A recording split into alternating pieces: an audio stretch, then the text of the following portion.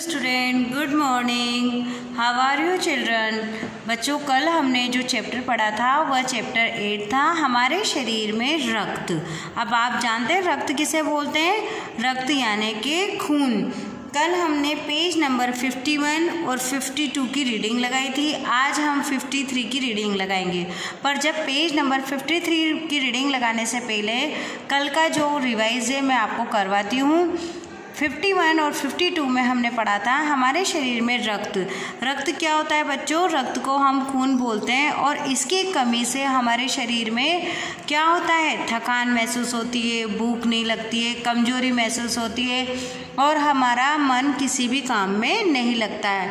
और रक्त की कमी से हमारे शरीर में क्या रोग होता है? अनीमिया रोग होता है। अब अनीमिया रोग कैसे होता है? खून की कमी से। जब हम खून की जांच करवाते हैं तो खून को एक स्लाइड में लेके सूक्ष्म यंत्री द्वारा जो मशीन रहती है उससे चेक करा जाता है और उससे पता चलता है कि हमारे शरीर में खून की कमी है, तो उसको अनीमिया बोलते हैं। अब बच्चों, जो लाल रक्त आपको दिखता है वह एक तरल पदार्थ होता है। इसको जो तरल पदार्थ होता है इसमें क्या होता है? लाखों मात्रा में छोटे और बड़े कण होते हैं। जो ये तरल पदार्थ होता है जो हमें लाल रंग दिखाई देता है, इसी वजह से, इन कणों की वजह से हमें खून का रंग कैसा दिखता है? लाल दिखता है। और इसको हम बोलते हैं प्लाज्मा। क्या बोलते हैं बच्चों इसको? प्लाज्मा। किसको बोलते हैं? जो हमारे शरीर में हमें जो रक्त दिखता है ना, उसमें अनेक कण होते हैं, अनेक छोटे बड़े कण होते हैं और इसी वजह से वह लाल रंग का दिखता है और इसको हम बोलते हैं प्लाज्मा। अब प्लाज्मा में जो कण होते हैं वो हजारों की संख्याओं में, लाखों की संख्याओं में होते हैं। कुछ कण बच्चों सफ़ेद होते हैं और कुछ कण होते हैं लाल। और जो न तो सफ़ेद होते हैं न लाल होते हैं, जो बिना रंग के होते हैं उसको बोलते हैं प्लेटलेट्स। कई बार आपने सुना होगा कि किसी के डेंगू हो गया और प्लेटलेट्स डाउन हो गई, तो वो यही कण होते हैं जो बिना रंग के होते हैं। अब आपको समझ में आ गया कि खून की कमी होने पे क्या रोग हो जाता है। तो अब खून की कमी को दूर करने के लिए हमें क्या करना चाहिए? हमें अच्छे पौष्टिक आहार लेना चाहिए जिसमें विटामिन हो, प्रोटीन हो, कार्बोहाइड्रेट हो। इससे रिलेटेड हमें भोजन करना चाहिए। हरी सब्जियां खाना चाहिए। मम्मी खाना बनाती है, सब्जियां बनाती है तो हम नखरे करते हैं ना, नहीं मम्मी पालक नहीं खाना, लौकी नहीं खाना। पर बच्चों, ये सब हमारे शरीर के लिए अच्छे होते हैं, इसीलिए मम्मा आपकी ये सब सब्जियां बनाती है। अब देखते हैं हम पेज नंबर 53 की रीडिंग लगाते हैं और समझते हैं। अब आप एक काम और करता है, हमारा जो रक्त क्या काम करता है कि जो आप सांस लेते हैं उस सांस को साफ करके ऑक्सीजन में बदलकर हमारे शरीर में पहुंचाता है। तो यहाँ तक तो हमने कल की वीडियो में पढ़ा और मैंने आपको वापस से रिवाइज भी करवा दिया। आज हम पढ़ते हैं 53 पर। तो आप मेरे साथ बुक ओपन करेंगे, पेज नंबर 53 ओपन करेंगे। किसका? चैप्टर 8 का। तो open your page number 53। Yes, कल हमने पढ़ा था, इसी में अब आगे बढ़ते हैं हम पेज नंबर 53 पर। बच्चों, मैंने इसके पहले एक पैराग्राफ बताया था कि हमारे शरीर में जो एक रक्त की बूंद होती है, यानी कि 1 मिमी रक्त की बूंद में 40 से लेके 55 लाख तक कण होते हैं और ये हमारे शरीर में दिन रात काम करते रहते हैं। और क्या काम करते हैं ये? कि जो ऑक्सीजन रहती है हमारे शरीर के हर हिस्से में उसको पहुंचाने का काम करते हैं। अब इसका जीवन काल कितना होता है? 4 से 5 महीने। हम यहाँ तक पढ़ चुके थे कल। अब आज वापस यहाँ से रीडिंग लगाएंगे। इसका जीवन काल लगभग 4 से 5 महीने होता है, पर ये एक साथ नष्ट नहीं होते। क्या नहीं होते हैं? कण। ये धीरे धीरे नष्ट होते हैं, साथ में नए कण भी बनते जाते हैं। अगर सारे ही नष्ट हो जाएंगे तो हमारे शरीर में क्या रहेगा? ब्लड ही नहीं बनेगा। इसलिए पुराने कण नष्ट होने के साथ साथ नए कण भी बनते हैं। अब नए कण कब बनेंगे? जब हम हमारे शरीर को पूरा पोषण देंगे। मैंने जिज्ञासापूर्ण पूछा, मुझे जरा विस्तार पूर्वक इसके बारे में समझाइए। किसने पूछा बच्चों? नर्स से पूछा। मैं समझाती हूँ, नर्स दीदी बोली। हमारी हड्डियों के बीच में मज्जा भाग में बहुत से कारखाने होते हैं।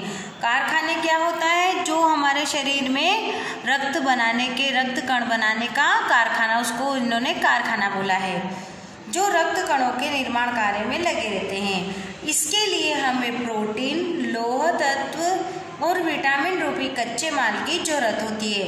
कच्चे माल यानी जो हम सैलेड खाते हैं, सब्जियां लेते हैं, चपाती लेते हैं, राइस लेते हैं, पल्सेस लेते हैं, मतलब दालें लेते हैं, ये सब क्या होती है, हमारे कच्चा माल बताया है। जब हम उपयुक्त मात्रा में पौष्टिक आहार लेते हैं तब ये पदार्थ हमें मिलते रहते हैं। हरी सब्जियां, फल, दूध, अंडा, मांस आदि में ये तत्व पर्याप्त मात्रा में होते हैं।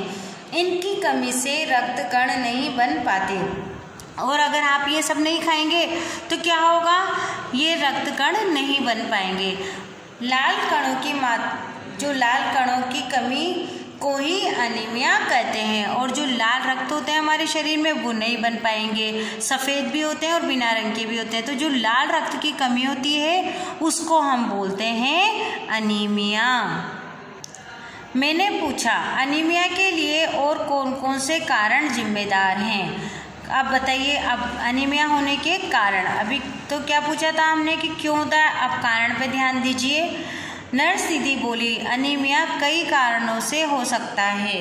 अब देखिए क्या क्या कारण है। हमारे देश में इसका सबसे बड़ा कारण है पौष्टिक आहार की कमी।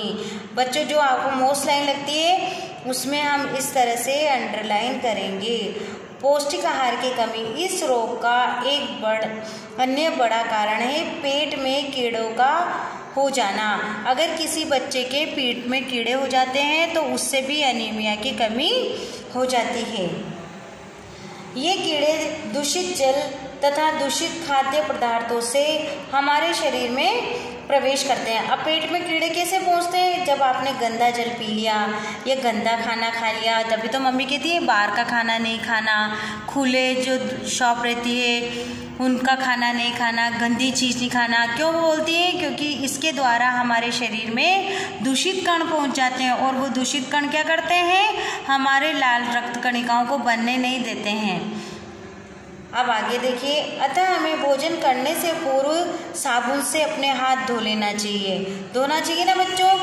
पीने के लिए स्वच्छ पानी का प्रयोग में लाना चाहिए। प्रत्येक घर में शौचालय भी होना जरूरी है, और घर में शौचालय भी होना चाहिए। खुला शौचालय शरीर के लिए खराब है, और पानी भी हमें स्वच्छ पीना चाहिए, और हैंड वॉश भी करने चाहिए। अब तो सरकार भी शौचालय बनाने पर बहुत जोर दे रही है। अब गवर्नमेंट भी क्या कर रही है, शौचालय बनाने के लिए बहुत जोर दे रही है। आपने देखा होगा ना एड अपने टीवी में, तो वो इसी के लिए है ताकि स्वस्थ और स्वच्छ रहे।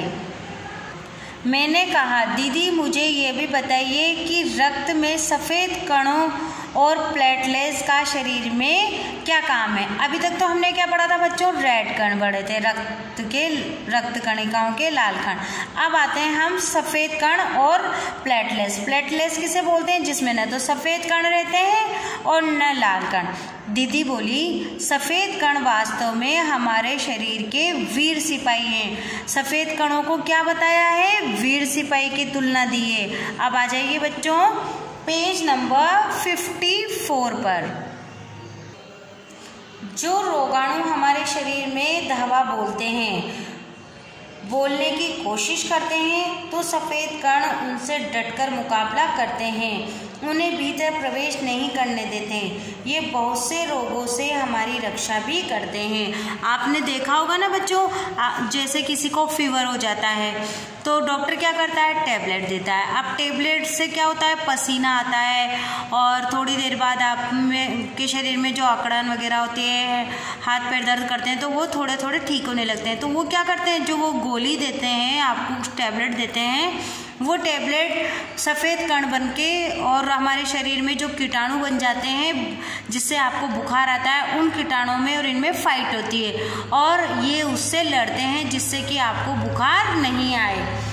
तो हम इसीलिए हमारे शरीर में जो सफ़ेद कण हैं उन्हें सिपाही भी बोला गया है। थोड़ा रुककर दीदी ने बताया, अब मैं तुम्हें प्लेटलेट्स कणों के बारे में बताती हूँ। सफ़ेद कण तो बता दिए, अब क्या बताया इनकी दीदी, प्लेटलेट्स। अब देखिए, प्लेटलेट्स चोट लगने पर रक्त जमाव क्रिया में मदद करते हैं। रक्त में तरल भाग प्लाज्मा में एक विशेष किस्म की प्रोटीन होती है जो रक्त वाहिका की कटी फटी दीवारों में मकड़ी के जाले के समान एक जाला बुन देती है। प्लेटलेट्स कण इस जाले से चिपक जाते हैं और रक्त का बाहर निकलना बंद हो जाता है। आपने देखा होगा कभी ब्लड वगैरह से हाथ कट जाता है या किसी चीज़ से हाथ कट जाता है तो हमारा क्या होता है, ब्लड बहुत ज़्यादा बहता रहता है, बहुत बहता रहता है। और जब ब्लड जो हमारे शरीर में ब्लड का बनना मतलब बहना बंद नहीं होता है, बहुत सारा ब्लड बाहर निकलता है, तो वो वहाँ पर क्या काम आता है, प्लेटलेट्स का काम होता है। प्लेटलेट्स क्या करता है, उसमें जाले की तरह जो हमारे शरीर में रक्त के जाले की तरह बने हुए रहते हैं तो उनमें वो कण चिपक जाते हैं और आपने देखा होगा थोड़ी देर बाद ब्लड का थक्का बन जाता है, यानी कि जहाँ लगी रहती है वहाँ पर ब्लड जम जाता है। तो वह काम करता है हमारे शरीर में प्लेटलेट्स कण।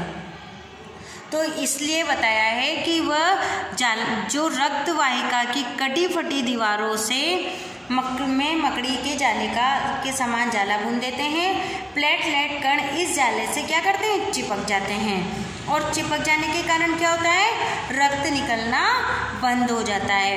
अब फिर एक नया सवाल पूछा कि मैंने पूछा दीदी लेकिन ये घाव गहरा हो तो खून बहता ही चला जाता है, ऐसा क्यों होता है ना। पर बहुत सी बार तो बहुत ज़्यादा चोट लग जाती है तो ब्लड रुकता ही नहीं है और फिर आपको डॉक्टर के पास ही जाना पड़ता है। ऐसी स्थिति में उस व्यक्ति को जल्दी से डॉक्टर के पास ले जाना चाहिए। कई बार डॉक्टर को टाँके भी लगाने पड़ जाते हैं। डॉक्टर तक पहुंचने से पहले चोट के स्थान पर कसकर एक साफे जो मतलब साफ जैसा पतला कपड़ा रहता है, क्या होता है, डॉक्टर तक पहुंचने से पहले चोट के स्थान पर कसकर एक साफ कपड़ा बांध देना चाहिए ताकि क्या होता है बच्चों, उसमें रक्त बहना बंद हो जाता है। अधिक रक्त बहने पर कई बार खून चढ़ाने की भी जरूरत पड़ सकती है। दीदी ने मुझे समझाते हुए कहा, क्या कहा कि अगर रक्त ज़्यादा बह जाता है तो फिर उस व्यक्ति को क्या होता है, रक्त चढ़ाने की भी जरूरत पड़ती है। यह खून कहाँ से आता है। अब फिर उसका क्वेश्चन मार्क यानी एक प्रश्न और है कि अब ये खून कहाँ से आता है। मैंने पूछा दीदी क्या मैं रक्तदान कर सकता हूँ। यह खून कहाँ से आता है। प्राय सभी बड़े अस्पतालों में ब्लड बैंक बने हुए हैं, लोग रक्तदान करते रहते हैं। ब्लड बैंक में हर किस्म के रक्त समूह का भंडार सुरक्षित रहता है। अब देखो क्या बताया उसने कि उसमें जब खून की जरूरत पड़ती है तो खून चढ़ाना पड़ता है। तो फिर उसने क्वेश्चन करा कि ये खून कहाँ से आता है। तो प्राय सभी बड़े अस्पतालों में ब्लड बैंक बने हुए हैं, लोग रक्तदान करते रहते हैं। ब्लड बैंक में हर किस्म की रक्त समूह का भंडार सुरक्षित रखा जाता है। मैंने पूछा दीदी क्या मैं रक्तदान कर सकता हूँ। दीदी ने बताया अभी नहीं, तुम छोटे हो। अब देखो रक्तदान करने की भी उम्र बताई गई है इसमें। 18 वर्ष से अधिक उम्र का प्रत्येक स्वस्थ व्यक्ति रक्तदान कर सकता है और 18 जो साल का रहता है उससे ऊपर 18 वर्ष से अधिक उम्र का व्यक्ति ही और जो भी क्या कि वह स्वस्थ व्यक्ति हो वही रक्तदान कर सकता है। यह एक परोपकार का काम है। कैसा काम है ये? परोपकार का काम है। हमारे शरीर में लगभग 5 लीटर खून रहता है। हर एक व्यक्ति के शरीर में कितना खून रहता है? 5 लीटर खून रहता है। रक्तदान में एक बार में केवल 300 मिलीलीटर रक्त लिया जाता है। अब 5 लीटर में से कितना लिया जाता है? 300 मिलीलीटर रक्त ही लिया जाता है। मैंने निश्चय किया बड़ा होने पर मैं भी रक्तदान किया करूँगा। क्या निश्चय किया उसने कि मैं भी जब बड़ा होऊंगा तो रक्तदान किया करूँगा। अगर कभी किसी को रक्त की ज़रूरत होती है तो शायद हो सकता है हमारा दिया हुआ रक्त किसी की ज़िंदगी को बचा सके। तो इसलिए बच्चों आप भी बड़े होंगे, स्वस्थ होंगे, फिट रहेंगे तो आप भी रक्तदान करना। तो हमने इस चैप्टर में बहुत अच्छी बातें सीखी है। रक्त से कमी जो हो जाती है हमारे शरीर में उसके बारे में पढ़ा है। और हमारे शरीर में रक्त कैसे बनता है, हमें खाना कैसा खाना चाहिए और प्लेटलेट्स क्या होती है, इस सब की जानकारी हमें इस चैप्टर में मिली है। तो आप इंटरेस्ट लेके इस चैप्टर को दोबारा रीड करेंगे। कल की वीडियो में हम आगे अभ्यास कार्य करेंगे। Thank you.